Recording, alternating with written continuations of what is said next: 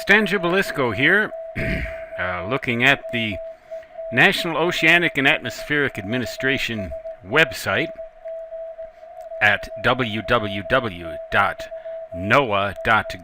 That's www.noaa.gov.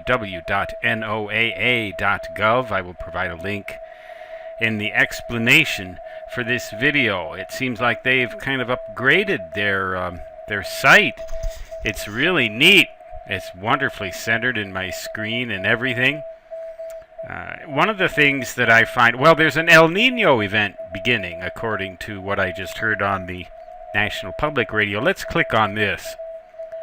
Well, I can't make that work. Yes, does global warming mean it's warming everywhere?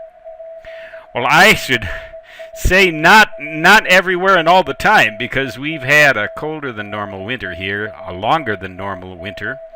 It got down into the mid-20s last night, and that was May 8th. Now, this is, of course, at 5,000 feet altitude in the Black Hills of South Dakota. But here's interesting, an interesting global map.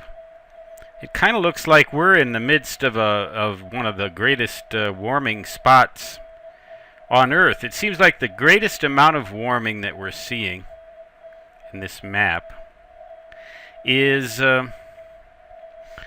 at the temperate latitudes in the northern hemisphere, right across, all across Russia and all across northern North America, right about there where the boundary between the United States and Canada is. Just an interesting site to explore how the climate system works. Climate.gov. You mean the government actually has a climate site? Well, the government is trying to do something about our climate, but how much they can actually accomplish is something that I have no clue about. How drought affects the carbon balance in the Amazon. Heavy downpours more intense and more frequent in a warmer world, or so they think. What does this show us? Difference in number of days of heaviest rain. Well, I guess the blue means it's going to get wetter, and the yellow means it's going to get drier. Right here where I'm at in the Black Hills of South Dakota, I would say it looks like they're not going to get much more rain. And unfortunately for these people down here in Southern California and Arizona, they don't look like they're going to get any break at all.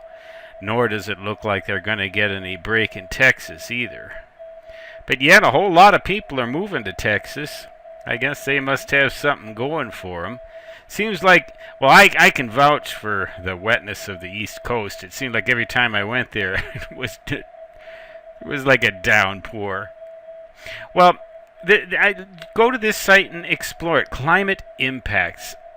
I have an interest in this climate change business in part because I am very concerned that it's being politicized to the point where we're losing sight of the actual state of affairs. What's really happening here? How is it really going to affect us?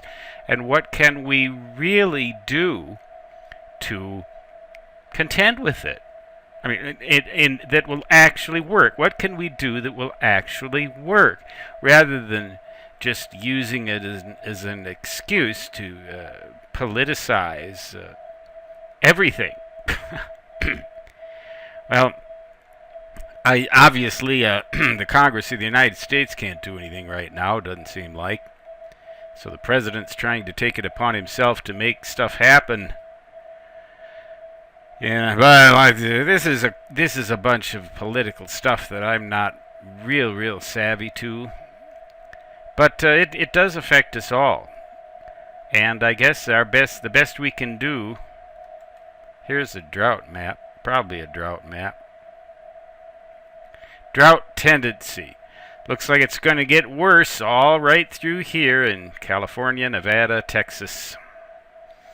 Looks like they're not going to see any break. A dust storm swallows the horizon near Pueblo, Colorado on June 3rd, 2013. You ever seen a dust storm like that? Very interesting pictures and things. Great Lakes ice cover most extensive since the mid-1990s. Lake Superior looks like it was totally socked in. Just about. Now, you talk about global warming and you talk about record ice cover like this, you think, what's up? Does global warming actually make it colder in certain places?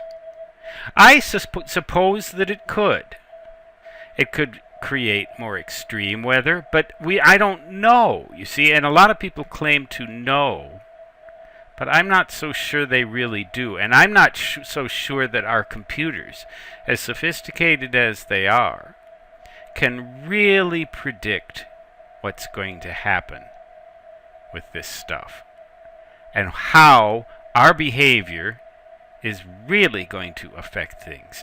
We can try, but I just am not seeing that we really know what's going to happen with this stuff. So what do you think? What do you think? Comments are open. Stan Gibilisco, signing off. For now, so long.